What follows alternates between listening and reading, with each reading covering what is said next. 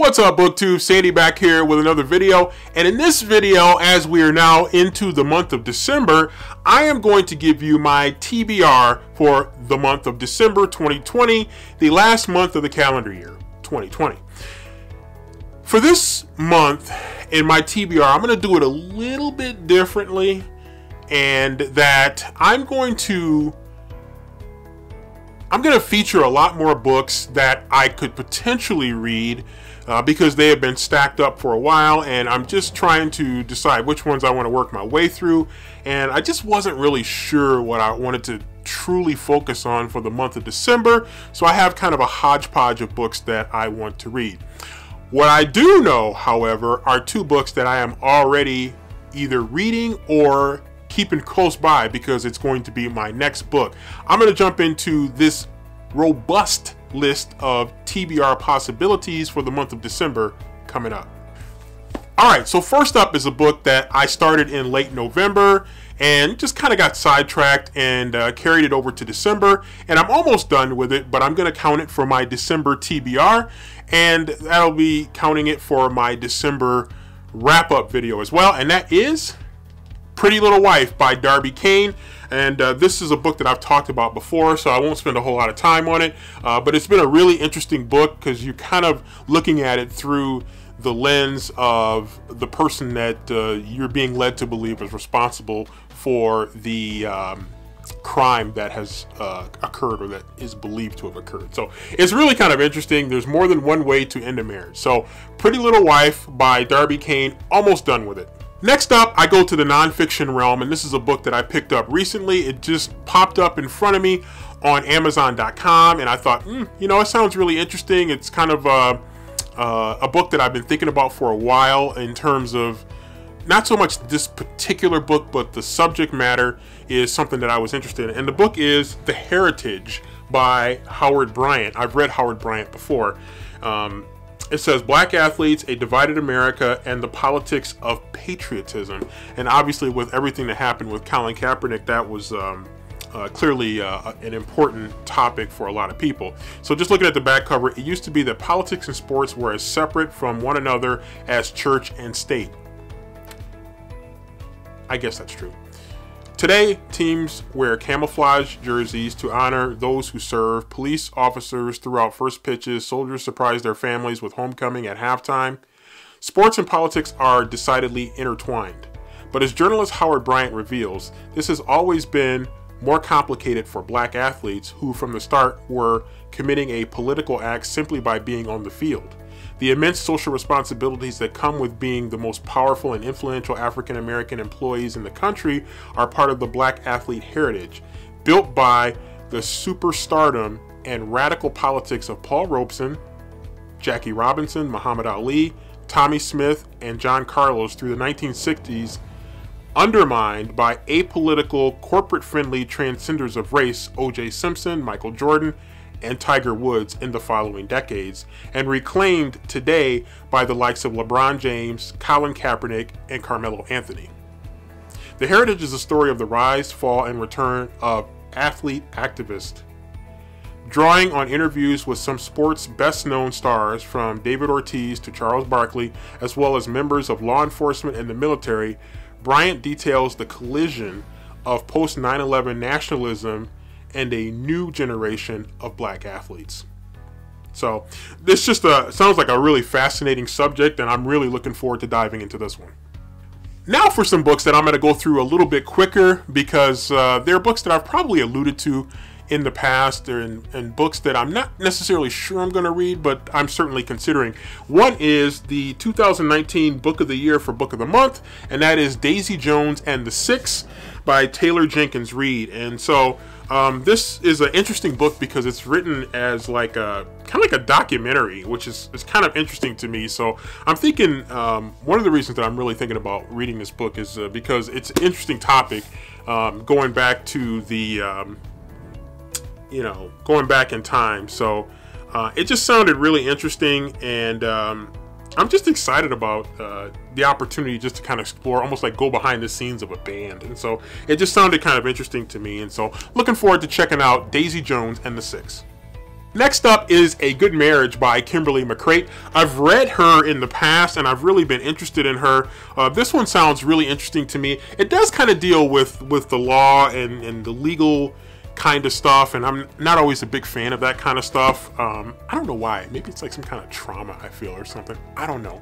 But it does sound like a really interesting read, and I saw it on Book of the Month, and I passed on it a couple times, including the month where it was initially featured, and then I passed on it a couple more times, and I finally decided to pick it up. So A Good Marriage by Kimberly McCreight just sounded really interesting. I'm trying to remember which book I read from her. I read it a while ago. Where They Found Her was the book that I read from her. So she's, again, best-selling author, and it just sounded kind of interesting. So A Good Marriage by Kimberly McCreight. Next on the list is The Comeback by Ella Berman. A deep dive into the psyche of a young actress raised in the spotlight under the influence of a charming, manipulative film director, and the moment when she decides his time is up. So just sounded kind of intriguing. I don't know, just one of those books that just kind of grabbed me. It's another Book of the Month selection. Actually, a lot of these books I'm going to talk about here coming up are Book of the Month selection. So this is definitely one I'm kind of interested in. Subject matter seems pretty interesting. And similarly to The Comeback is The Unraveling of Cassidy Holmes by Alyssa R. Sloan. And very similar along those lines. Cassidy Holmes isn't just a celebrity. She is Sassy Gloss, the fourth member of the hottest pop group America has ever seen. Hotter than Britney dancing with a snake, hotter than Christina getting dirty. Gloss was the pop act that everyone idolized. Fans couldn't get enough of him, their music, and the drama that followed them like moth to a flame, until the group's sudden implosion in 2002. And at the center of all was Sassy Cassie, the Texan with a signature smirk that had everyone falling for her hook, line, and sinker.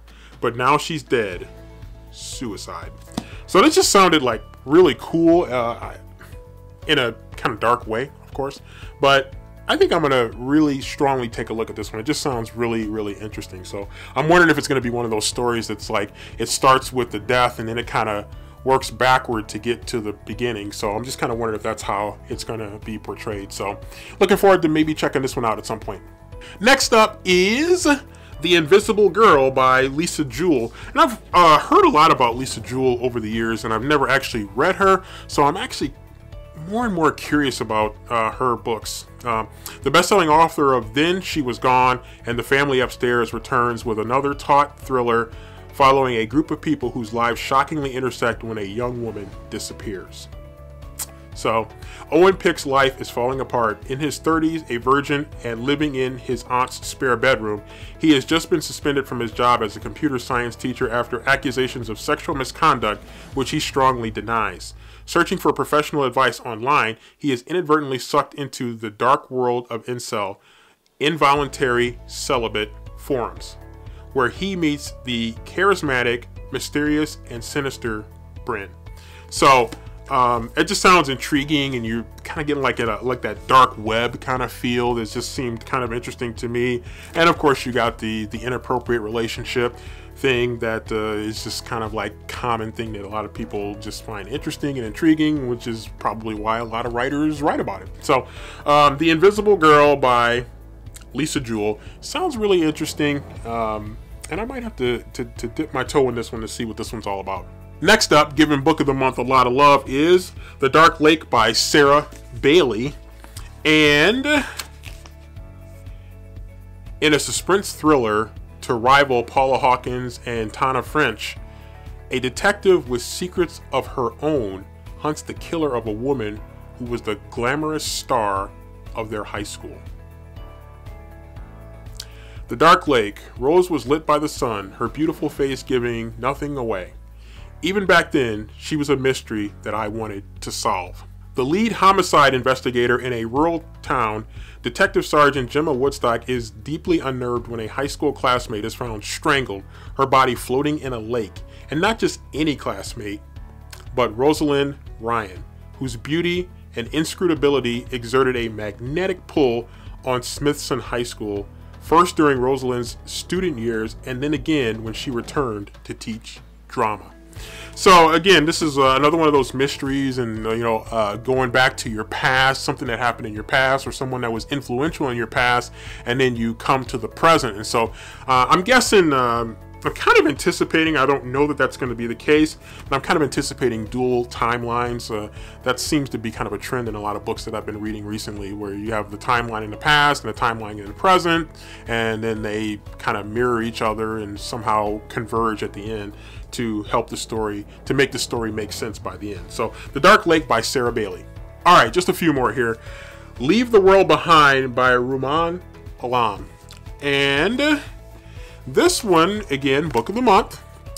Amanda and Clay head out to a remote corner of Long Island expecting a vacation, a quiet reprieve from life in New York City. Quality time with their teenage son and daughter, and a taste of the good life in the luxurious home they've rented for the week. But with a late night knock on the door, the spell is broken. Ruth and GH, an older couple who claim to own the home, have arrived here in a panic. These strangers say that a sudden blackout has swept New York, and with nowhere else to turn, they've come to the country in search of shelter. But with the TV and internet down and no cell phone service, the facts are unknowable. Should Amanda and Clay trust this intruding couple, and vice versa? What has happened back in New York? Is the vacation home, isolated from civilization, truly a safe place for their families? And are they safe from one another? Suspenseful and provocative, this third novel is keenly attuned to the complexities of parenthood, race, and class. Leave the World Behind explores how our closest bonds are reshaped and unexpected new ones forged in moments of crisis. So, sounds kind of interesting, like almost like a closed circle kind of trope thing going here, where you have these two families kind of locked together, and then there are dynamics that take place here. It sounds like they tease the racial element, and I think I saw that somewhere else, but it doesn't seem particularly obvious in on the inside cover book description. So we'll see what happens there, but it did sound kind of interesting, and I decided to pick it up. Next up is a book that's probably saying to me, hey, where's the love, bro? You've been talking about me for months and you still haven't gotten it done. And that is A Heart and a Body in the World by Deb Coletti. And this is a book that I've been talking about for a long time. You can go and look back at some of my other videos and to see what I've said about it. It looks like a really quick read, and I just need to jump into it. I just keep having other things jump up, and then I had NaNoWriMo last month, and that just commanded a lot of my attention. So I definitely want to jump into this one. I think this is going to be third on my list, if not moved up to second after I get done with the book that I'm currently reading. So A Heart and a Body in the World. It did start off well. I read a few pages into it, and okay, yeah, a little more than a few. I read about 8 pages into it, and it seemed really interesting. So I'm kind of excited to give this one a try. So, A Heart and a Body in the World by Deb Coletti. And lastly, on this mountain of a stack of books for potential reads this month in December is The Girl in the Mirror by Rose Carlyle. And this book is was pretty interesting to me, and I just as soon as I saw it on Book of the Month, I'm like, I gotta go ahead and grab this one, because this one just sounded really good. So follow me here, stick with me here on this description. Twin sisters Iris and Summer are startlingly alike, but beyond what the eye can see lies a darkness that sets them apart. Cynical and insecure, Iris has long been envious of Summer's seemingly never-ending good fortune, including her perfect husband, Adam. Called to Thailand to help her sister sail the family yacht to the Seychelles, Iris nurtures her own secrets, hopes for what might happen on the journey. But she unexpectedly finds herself alone in the middle of the Indian Ocean, and everything changes. When she makes it to land, Iris allows herself to be swept up by Adam, who assumes she is Summer. Iris recklessly goes along with his mistake. Not only does she finally have the golden life she's always envied, with her sister gone, she's one step closer to the $100 million inheritance left by her manipulative father. All Iris has to do is be the first of his 6 remaining children to produce an heir. So this is really deep. You know, this is kind of, I shouldn't say deep. I don't know how deep it is. I guess that's up for you to decide.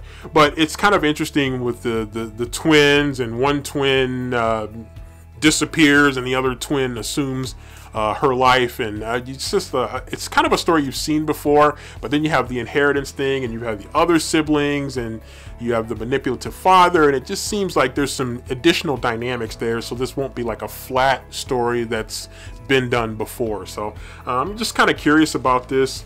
Seems like a relatively quick read. Yeah, it's like looks like not even 300 pages. So yeah, just an eyelash under 300 pages. So I think this is going to be a quick read, and one that I could probably devour pretty quickly, even by my slow reading standards. So this is the robust TBR that I am entertaining the possibility of reading. I will definitely get to some of them. Whether I get to all of them or not, well, that just kind of remains to be seen. But, you know, living near a university campus, working on a university campus, I plan to give it the old college try. So hit the like button if you could for this video, if you liked it. If you would be so kind as to maybe consider hitting the subscribe button as well if you're interested in BookTube and AuthorTube content, as I get ready to get some of these books off my chest.